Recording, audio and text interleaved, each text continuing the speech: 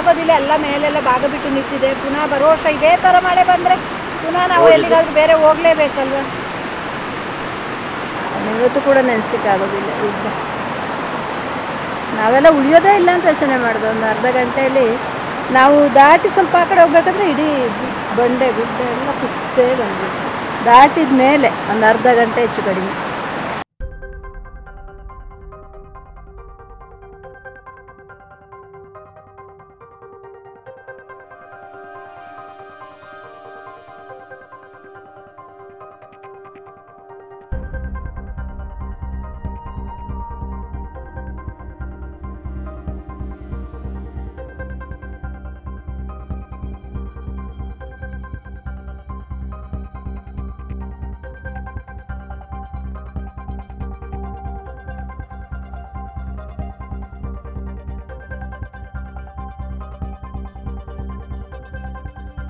Relatives ಮನೆಗೆ ಹೋಗಿ 4 days 3 days ಇದ್ಕೊಂಡು ಪುನಃ ವಾಪಸ್ ಬಂದು ಅವ್ರು ಇಲ್ಲೇ ಇದ್ದಾರೆ.